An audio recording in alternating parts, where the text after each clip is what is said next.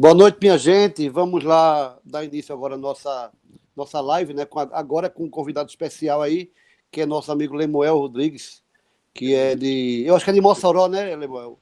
Filho de Mossoró.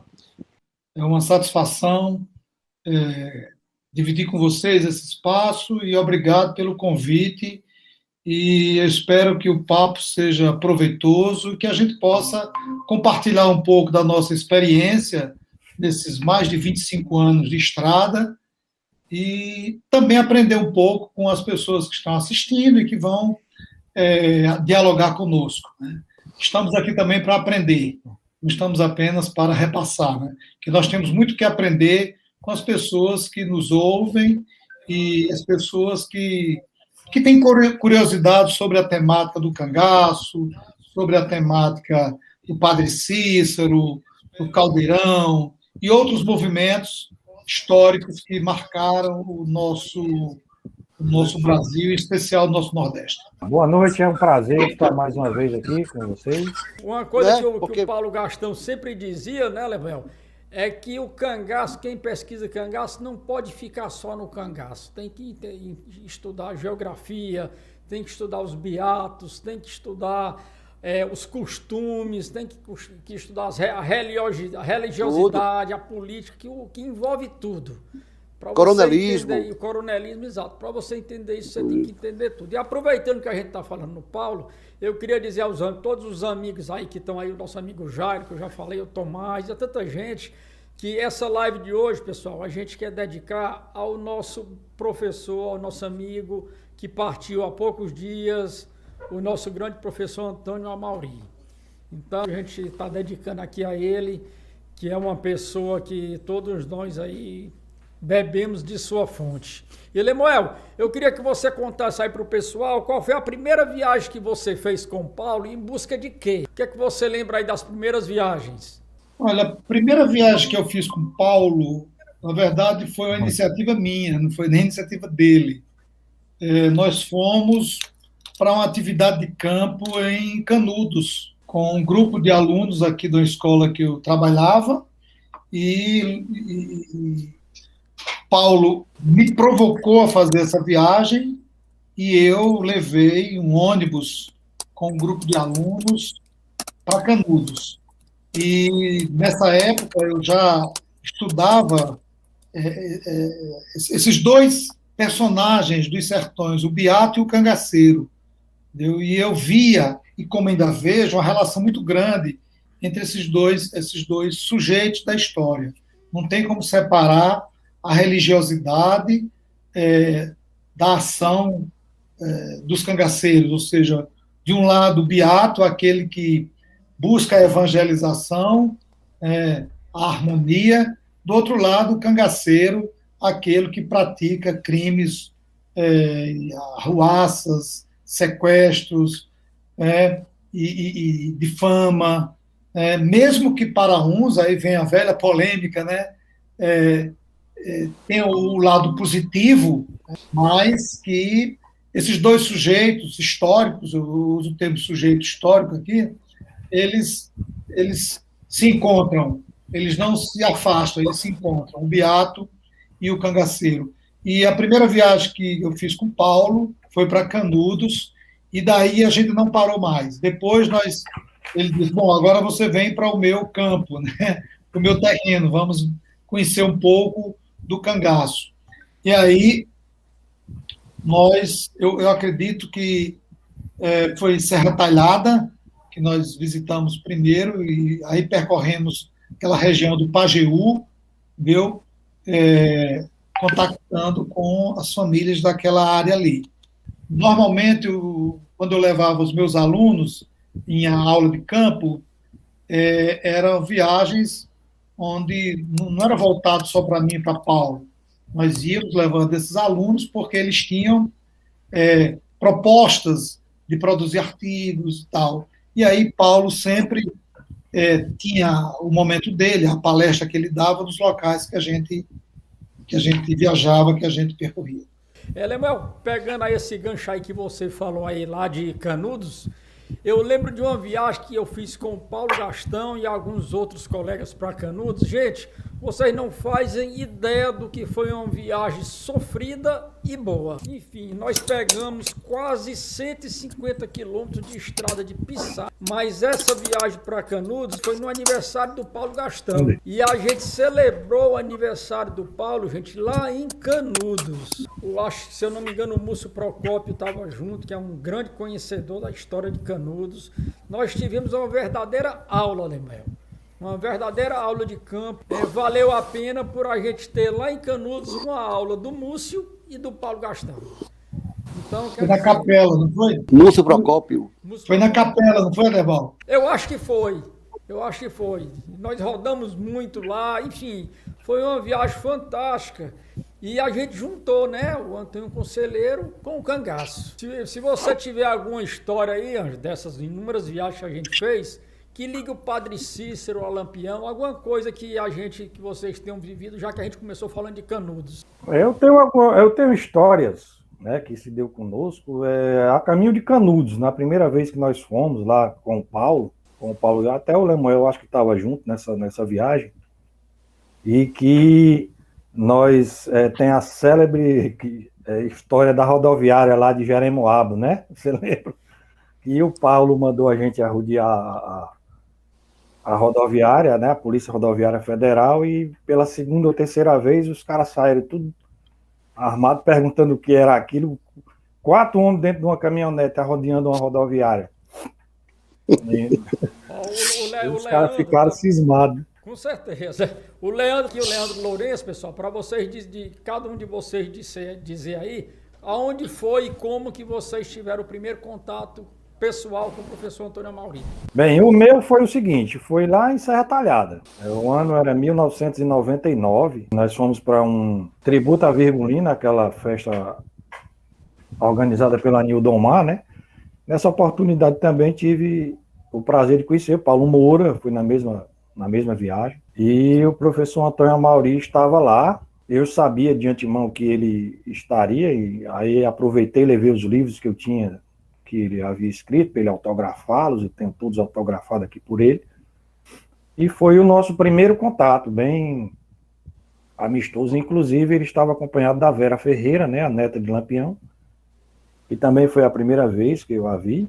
E a partir daí a gente fez uma amizade, nos encontramos várias vezes, inclusive fizemos pesquisas juntos, né? Eu, ele, Paulo Moura, Carlos Eduardo, por algumas vezes a gente percorreu aí o sertão. Inclusive, para nossa surpresa, eu acho que a do Paulo Moura também, apesar de tanto tempo já que o Amauri tinha de pesquisa de cangaço, né? Foi conosco que a gente descobriu aí, entre aspas, né? Nós localizamos o túmulo do pai de Lampião lá, junto com a Amauri. Inclusive, naquele último vídeo que a gente fez, a gente postou umas fotos aí, não sei se você lembra. Exato. E você, Paulo Moura? Foi nessa mesma viagem? Foi, por coincidência, eu cruzei com a Amauri uma boa parcela de vezes. Uma das quais foi essa de Serra Talhada, que quando eu também conheci o Ângelo, e ele estava lá, teve aquele evento lá na praça, né? Que estava Dona Mocinha, a irmã do Lampião, né, Ângelo?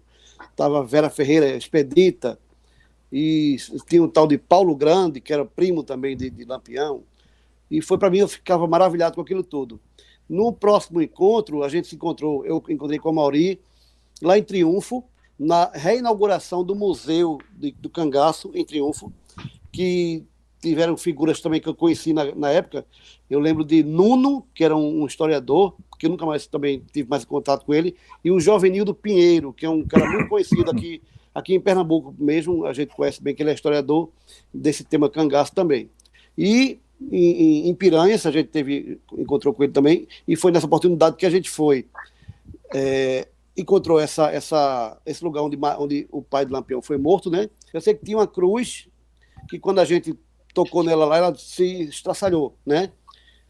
Daquele dia. E a gente foi também para um lugar chamado Pão de Açúcar, falar com o senhor lá, descendo o rio, né?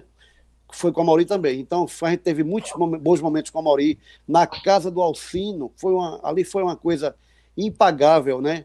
Aquela reunião com Alcino, Paulo Gastão, Antônio Amauri, a gente também, ali intermediando aquela conversa, Carlos Eduardo, né? Muita gente, muito pesquisador, e ali estava a nata, né? O pessoal mais antigo do cangaço, que pesquisava cangaço, né? E para fechar, em Piranhas também, ele foi dar uma palestra, inclusive com Pernambucano de Melo. O Pernambucano de Melo deu uma palestra e ele deu outra. Foi quando também a gente encontrou eles por lá, em Piranhas. A título de informação, foi o local onde ele foi morto. Foi morto, né? Até porque tinha lá uns alicerces ainda lá do engenho. Isso, da casinha do... Porque onde ele foi enterrado foi na cidadezinha, que inclusive foi informado que hoje, onde era o cemitério, era o posto dos Correios. Isso, Santa Cruz do Deserto. É isso? Exatamente. Então, onde ele foi enterrado, já não existe mais o cemitério. Então, aquele local foi onde ele foi morto. Foi morto. Pronto, então é isso, onde foi morto. Foi uma grande descoberta, né, pra gente. Uma coisa impagável. Aqui o Isaac está perguntando qual é a cidade de Candeeiro. É Buíque, amigo. Candeeiro vivia em Buíque. E o Pedro Brito, ó, tá dizendo aqui que quando teve lá em Buíque, foi na vendinha lá do Candeeiro, no barzinho dele, e não teve coragem de falar com ele. Ficou com receio, tá aí lá e não teve coragem de falar com o homem. Ah, pensou, rapaz? E você, Lemoa, conheceu o professor Amauri, lembra? O Ângelo, você falou aí que foi no Tributo a Virgulino, foi? Foi. Dá para vocês verem? Olha aí, rapaz. Estava lá com vocês. Foi lá também que nós conhecemos o Amauri, em Serra Talhada. Coisa boa. Período chuvoso, frio. Também Vera estava, entendeu? Foi, exatamente. Esses encontros que acontecem, tem um que ficou marcado, que foi o que aconteceu lá em Alagadiço. Eu acho que em Alagadiço foi onde se reuniu o maior número de pesquisadores antigos. Estava Paulo Gastão, Antônio Amauri, Alcino, João de Souza, Frederico Pernambucano, estava o Ângelo. Quem mais, Ângelo? Você lembra que estava lá? Tinha o Bulhões, foi para esse, o Silvio Bulhões estava lá. Morene Durvim, Aristeia. Eu acho que foi o encontro que reuniu o maior número de pesquisadores dos mais antigos, né? Foi um encontro realmente lá que o Porfírio fez, que ficou marcado aí pela quantidade de pessoas que estavam junto. Lá em Piranhas também aconteceram muitos eventos também, muitos encontros, né? Onde uma quantidade enorme, principalmente dos descendentes, participaram. Né? A família do Paulo Brito, o pessoal do Durval. Paulo Brito, isso. De Sila, enfim, muita gente, até devido ser ali onde foi palco ali dos últimos momentos do cangaço. Inclusive teve eventos que o clima fechou, né, pessoal? Eu vou só fazer aqui um parênteses para vocês, porque às vezes tem temas que as pessoas acham que ninguém discute. Mas um tema muito polêmico que teve lá em Piranhas foi sobre a sexualidade no cangaço. Que foi logo que um cidadão fez um livro dizendo que Lampião era homossexual, que os cangaceiros todos, as mulheres eram lésbicas, enfim. Nós tivemos um evento lá em Piranha, gente, com esse tema que vocês não fazem ideia. O Jairo que está aí, ele é prova viva disso, foi um dos organizadores. Era um evento que o tema da sexualidade era para durar 1 hora. 1 hora e depois ter o debate. Só para resumir para vocês, começou 7 horas da noite e terminou quase 1 hora da manhã, porque teve que fechar, porque o povo não queria ir embora. Foi um tema assim muito polêmico, o Arquimedes estava lá, enfim, nós debatemos o nosso amigo Wesley. Foi um tema bem polêmico, pessoal, que para vocês verem que nos eventos que acontecem, Cariri, Cangaço e todos os outros, os temas são bem polarizados. Então, quem nunca participou de evento, participe, porque o que eu noto, viu, Ângelo, é que muita gente que critica algumas coisas, criticam sem nunca ter participado de um evento. E acha que determinados temas ou situações nunca foram debatidos. E eu digo com toda honestidade, eu acho que não falta nada a ser debatido. Nada. Veneno para Lampião, homossexualidade, religiosidade, eu acho que não falta nada. Vocês acham que tem algum tema que ninguém nunca tocou? O que vocês dizem aí? Do ponto de vista comportamental, eu acho que não é que esteja superado, é que é bem discutido. Mas tem algo que eu comecei a trabalhar há alguns anos atrás, uma análise historiográfica do cangaço. Nós temos uma vasta bibliografia do cangaço, não sei precisar quantas obras sobre o cangaço existem, mas que eu sinto falta de um estudo, de uma análise historiográfica, analisar o que se foi produzido.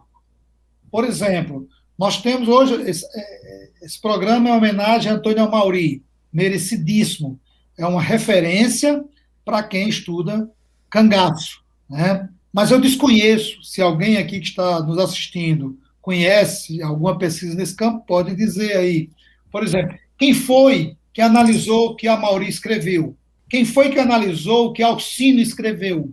Quem foi que analisou o que Paulo escreveu? Quem foi que analisou o que Frederico escreveu?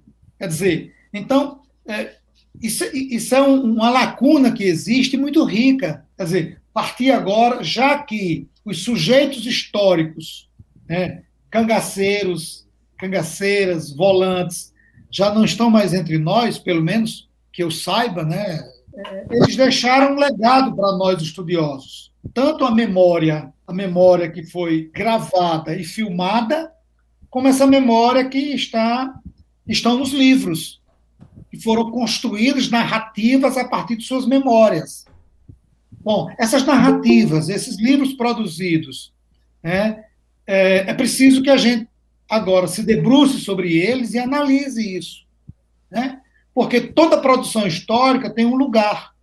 Quem está produzindo e o que está produzindo e para quem está produzindo. Então, e como nós temos uma vasta bibliografia sobre o cangaço, nós temos também um vasto campo para estudar. Quer dizer, tem campo aí para todos que olham para o cangaço com interesse estudar. Ângelo tem obra produzida, Paulo Moura tem obra produzida. Quem já se debruçou sobre a obra de Ângelo para analisar a obra dele? Ele fez um estudo. Mas eu quero ver... Aí, Lemuel, que você está falando, já existe esse debate, tipo que a gente está fazendo aqui, nos grupos, isso existe. Mas no livro, ainda não. E até como você está aqui com a gente, por quê? Porque muita gente diz que a academia nunca está presente junto das pesquisas. Você é uma prova viva que a academia está junta. Você, o Wesley, o Sérgio Dantas e tantos outros, né? Ou seja, a nossa pesquisa aqui, a minha, do Paulo, do Ângelo e de tantos outros, é uma pesquisa nossa de campo que junta com vocês da academia e a gente segue tentando traçar esse roteiro. O segundo Congresso Nacional do Cangaço, que nós realizamos em Cajazeiras, nós produzimos um livro. E o livro circulou, acho que já foi esgotado. Todos os eventos que nós realizávamos em parceria com universidades, a gente produzia. As palestras, as conferências que eram dadas, elas eram transformadas em artigos e publicadas. Quer dizer, isso é o diálogo da SBEC, de outras entidades, como o Grupo de Estudos do Ceará e da Paraíba e de Pernambuco, que tem seus grupos, seus núcleos ou grupos, né, que fazem. E isso é importante. Se você estuda o cangaço e você não é um professor universitário, isso não lhe descredencia de produzir, né? Não tem crédito à produção que esteja apenas dentro da universidade. O que diferencia a produção dentro de uma universidade e para quem está fora da universidade, o que diferencia muitas vezes é o método. Mas tanto é válido a obra de que seu lugar social é um Instituto Histórico e Geográfico, por exemplo, ou a Universidade Federal do Ceará, ou do Rio Grande do Norte, ou da Paraíba, ou de Pernambuco, o conteúdo ele tem que ser olhado e respeitado, mas tem que ser criticado também. A obra dentro da academia, assim como a obra fora da academia, tem que passar por um crivo crítico. Com certeza. Por quê? Porque quando a gente produz algo, Aderbal é um cineasta, é um documentarista. Quando ele publica um documentário dele, ele vai receber críticas. Ele vai receber elogios e vai receber críticas também, porque é público. Se você não quer receber uma crítica, não publique nada, porque aí você não vai ser criticado. E vai, porque não publica, né? Eles, Ângelo sabe tanto e não publica, Paulo Moura sabe tanto e não publica. Quer dizer, de qualquer maneira, nós não estamos livres de recebermos críticas. Se você produz, alguém vai criticar. E está certo, sua obra pública tem que passar pelo olhar crítico de A, B e C. Se você não publica, alguém vai dizer, puxa vida, esse cara tem tanto conteúdo e não publica. Quer dizer, é assim mesmo, a gente que trabalha com isso, né, nós temos que estar sujeito a isso. Em relação ao que o Lemuel falou aí do Congresso, que foi publicado um trabalho, eu sempre debati, principalmente com o Paulo Gastão, sobre isso. Eu acho que é de suma importância que isso seja feito em cada encontro que a gente faça, porque é o que vai ficar. Aquele encontro ali é efêmero, ele passa e às vezes as pessoas escutam a palestra, ele nem fica o que o palestrante queria transmitir, e você deixando isso escrito, isso num livro, isso fica para a posteridade. Então eu sou totalmente a favor de que isso seja feito no Cariri Cangaço, em todos os eventos, pelo menos nos que forem possíveis, né? Em todos seria até utopia, mas nos que forem possíveis, que se faça esse tipo de trabalho. E ainda na fala de Lemuel, não é o que ele diz, obviamente, mas o que mais se aproxima disso que ele falou, apesar de ser só um livro de bibliografia do cangaço, são os livros do professor Melquiades Pinto Paiva, que ele faz um pequeno resumo ali de cada obra, né? Não é uma análise aprofundada, mas é de grande importância porque, para quem se interessa pela temática, ele vai ter ali um parâmetro de o que é que ele vai encontrar naquele livro, na ótica do professor Melquiades Pinto Paiva. É o que mais se aproxima do que Lemuel falou. E aproveitando a oportunidade, para quem gosta dessa temática e para quem gosta de livros do cangaço, eu tenho uma notícia de primeira mão que me foi dada por ele no final de semana, que o segundo volume da bibliografia comentada do cangaço está já na gráfica e vai sair em breve. Ele vai fazer um segundo volume com os novos livros que ele conseguiu catalogar. O Isaac está perguntando aqui onde ele consegue algo sobre Lampião em Mossoró. Amigo, eu li a obra de Sérgio Dantas, A Grande Marcha, e do nosso amigo Honório de Medeiros também. Você encontra tudo que você quiser sobre o Lampião em Mossoró e, claro, o Diário de Antônio Gugel. E a marcha de Lampião de Raul Fernandes. Né? E é bom salientar, Derbal, que ele pode conseguir alguns desses livros com o professor Pereira, né? O nosso amigo Beto está perguntando aqui, deixar para vocês responderem, qual a importância da obra do Amauri para o estudo do cangaço? Estudar o cangaço hoje é indispensável a leitura da obra do Antônio Amauri. Eu queria só, Lemuel, antes de você falar, isso que você estava dizendo aí, do diferencial entre o Amauri e o Frederico, que um narra as histórias e o outro analisa. Me mandaram uma mensagem hoje de uma pessoa, veja como é as coisas, gente, isso é bom que fique público, é bom que fique público, de uma pessoa detonando a obra do Amauri, simplesmente dizendo que ele não analisava nada. Tem gente que não tem discernimento das coisas para dizer uma besteira dessa. Porque isso é de uma besteiral tão grande, de gente que não tem a mínima noção do que diz, que vem detonar a obra de uma pessoa como o Amauri, dizendo que o Amauri não analisa as coisas. E o professor Lemuel está explicando agora para a gente, ele vai dar continuidade, exatamente a diferença e a importância da obra como a de Amauri, como a de muitos outros, e a de Frederico. Especifica aí, Lemuel, para ver se algumas pessoas que não entendem passam a entender a diferença de uma obra para outra. Porque, veja só, existe o historiador, a história é uma narrativa. Ela é uma narrativa. Uma narrativa a partir do seu ponto de vista. Eu narro a história a partir do que eu entendo ser aquele fato. Então, eu construo essa história. Por exemplo, Frederico produziu uma obra seguindo métodos estabelecidos pela academia.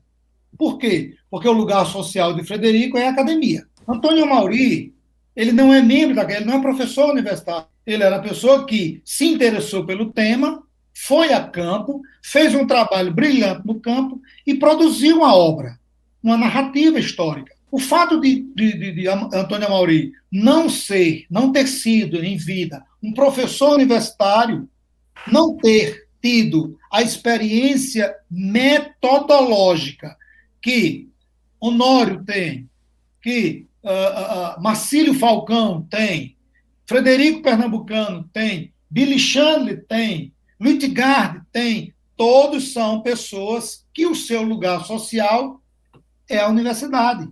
E o lugar social de Antônio Amauri não é a universidade. Então, cobrar da obra de Antônio Amauri um estilo de produção igual de Frederico não é justo. Entendeu? Não é justo. Por quê? O lugar desses dois autores são lugares diferentes. Agora, estudar o cangaço passa pela leitura desses autores, mas também, eu estou citando eles, mas eu poderia citar, aí, por respeito, Abelardo Montenegro, Aglaé Lima de Oliveira, Gustavo Barroso, Lutgard de Oliveira, Billy Chandler, Leonardo Mota, Nertan Macedo, autores novos, Vilela, Ângelo Osmiro, Sérgio Dantas, Honório, Alcino. Alcino, apesar de ser idoso, mas ele é um autor novo. Você vê que a obra de Alcino ele publicou depois de muita pancada, no bom sentido, que Paulo deu. Vocês se lembram disso, né?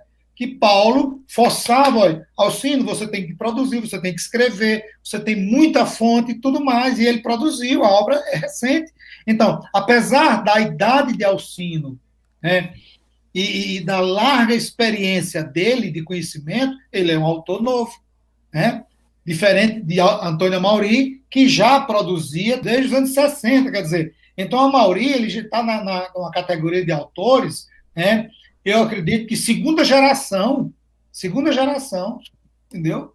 Quer dizer, então não dá para você bater em Antônio Amauri, aliás, nele não, na obra dele, desculpe, não dá para você bater na obra de Antônio Amauri, você querer que ele tenha um perfil que ele não tinha, né? E não se trata de ser ou não ser competente, né? Ele não tinha esse perfil, então nós não podemos cobrar de Ângelo, de Aderbal, de Paulo Moura, ou de outros colegas que não têm o perfil, porque não vivem dentro de uma universidade, um curso de História, de Sociologia, de Filosofia, e por aí vai, e outros cursos, não importa qual, porque você não vai encontrar.